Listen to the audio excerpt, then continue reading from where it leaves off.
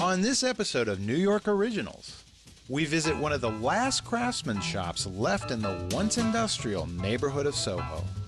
Next, it's off to Woodhaven to an ancient bar that has curious connections to Mae West and Robert De Niro. And in Richmond Hill, discover just how committed one local company is to keeping manufacturing jobs in the U.S. All that and more right now on New York Originals.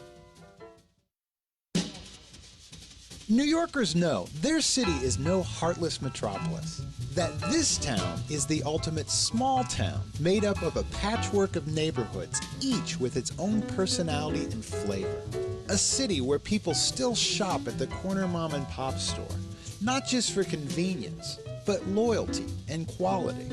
But like the rest of America, chain stores have invaded New York City, threatening to homogenize it. Still, many mom and pops hold on, even thrive. I'm Jamie McDonald. Join me as we celebrate small businesses that make New York so unique. These New York Originals.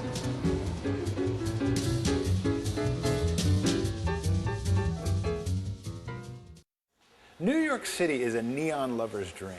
I mean, who doesn't love this stuff? There's probably more neon in New York City than anywhere else in the world. Times Square is practically wrapped in it. But somebody's got to create and repair it all.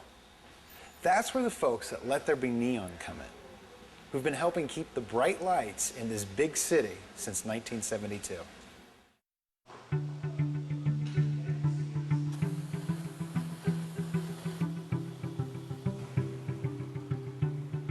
It has a strong, strong identity to itself, in and of itself, and that filters through the environment, and it just feels like it has its own personality.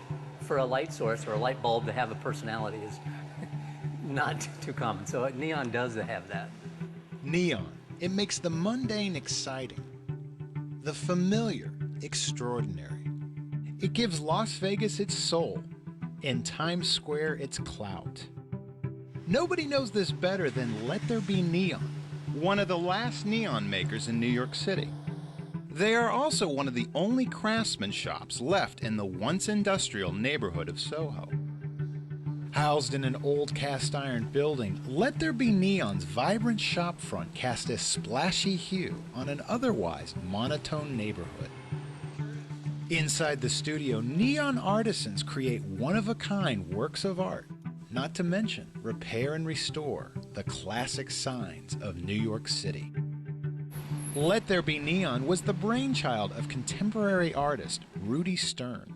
Rudy was always in love with the beauty of neon because at that time, of course, it was mostly for commercial use. What Let There Be Neon did was it took neon, which people had an assumption, preconceived notion that it was just neon should be in bars, that it was old light, it was an old form. I mean, look, if a guy comes in from a shop and he needs a beauty salon sign, it's what we do. We're happy to do that. On the other end of the spectrum, we do a tremendous amount of contemporary artwork. So we're working with a lot of artists, international artists. I really do enjoy, of course, all the exciting aspects of it, the colors, the sounds, artistry of the glass bender and the designer who helps to put it together. It's a very challenging and rewarding assemblage of different talents that need to come together to actually make a good neon installation or artwork. Neon lighting can last 40 to 50 years and is quite energy efficient. All of it must be custom made by hand. Okay, first thing I do, I have to mark where I want to heat the glass. So when I go in the fire, I know where I want to heat to. So I take my marked glass and I have to wait until the glass gets nice and soupy. I'm rotating the glass so that it heats evenly all around. And then I come out of the fire, I let gravity work with me, I make my bend, blow a little bit, lay it on the pattern, and make sure it fits.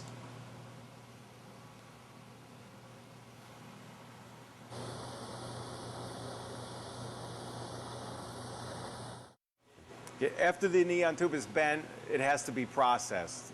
So we're going to hook it up to a vacuum pump. And at that point, when you pull out enough air, the resistance gets low enough that you can actually strike an arc. You ionize the air in there. So right now, that's just air in there you're looking at. We're illuminating the air. Then we backfill it with either the neon or the argon. In this case, we're going to use neon. Everything looks good, and we're finished. And now ready to be added to the New York landscape, thanks to Let There Be Neon's good quality and craftsmanship. We're really, proud of our company and what we believe we've helped neon retain its visibility through the years. Let There Be Neon has a gallery that's open to the public. You can check it out on weekdays between 9 and 5.